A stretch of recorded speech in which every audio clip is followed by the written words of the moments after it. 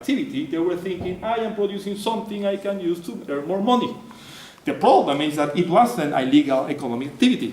So they couldn't do that anymore in the places where they were doing it. So they had to move to remote places to make sure that the army and the policemen, etc., would not deal with it. And they went to this place, and they called it Santa Rosa. They cut trees, and they started growing coca leaves. And then little bit by little bit, these farmers started creating a community.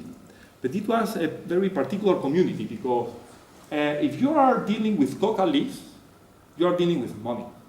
You will start getting a lot of money. But you are not connected to the system. So there are no schools, there's no water, there are no banks. So all the infrastructure that we use in our regular life to live a nice life, they don't have it. They have only money.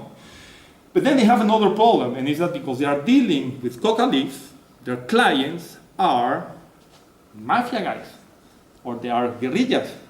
And the guerrillas are not the nicest people on earth. I mean, they're really criminal, so they kill, and they will commit crime, to make their business continue working. So it was a town that, although it was burned from a illegal economic activity that in principle wasn't that bad, it became a place with a lot of criminality and a lot of money, but a lot of people that didn't want to have this criminality around, because the criminality was being caused by just a small group of people.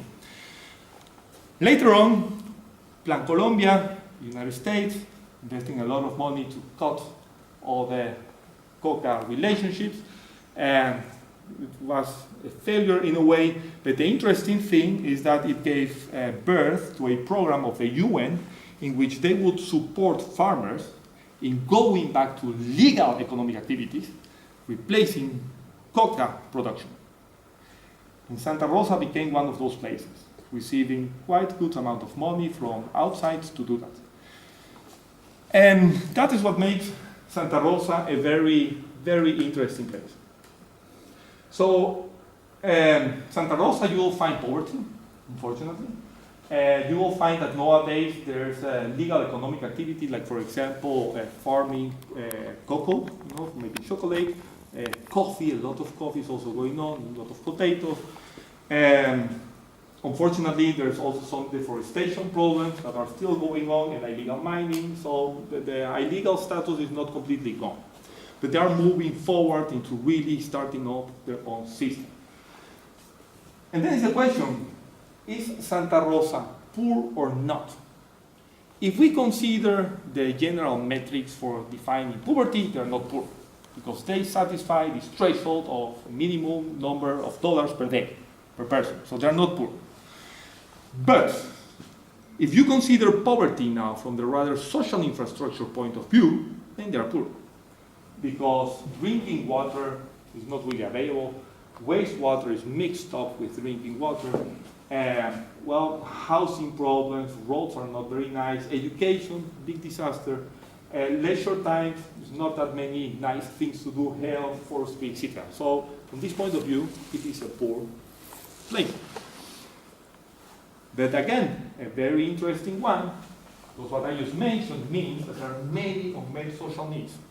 Many of them, and people are aware of them. I mean, people watch TV, they know about them, And there's money, there's a lot of money, in a very strange way, there's money.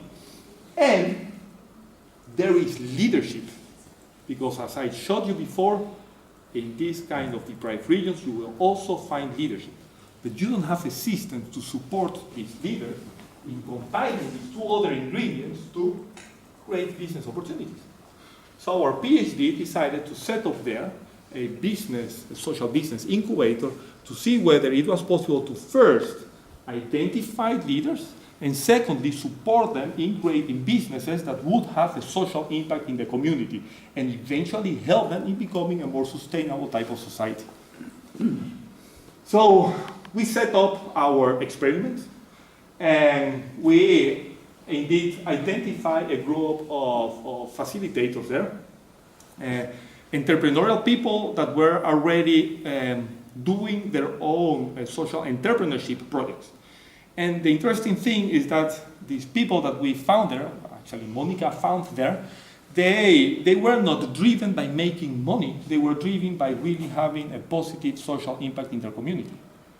That also means that from the money point of view, they were doing regularly fine.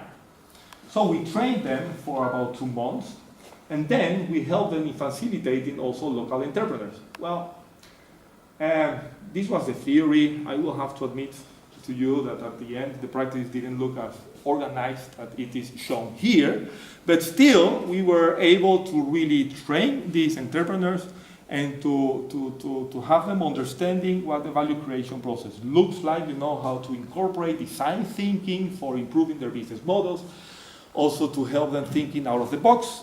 For example, there was a coffee farmer that was producing coffee, and she was believing that the only way to really commercialize the coffee outside of Colombia, to make money with it, was by getting a fair trade certificate.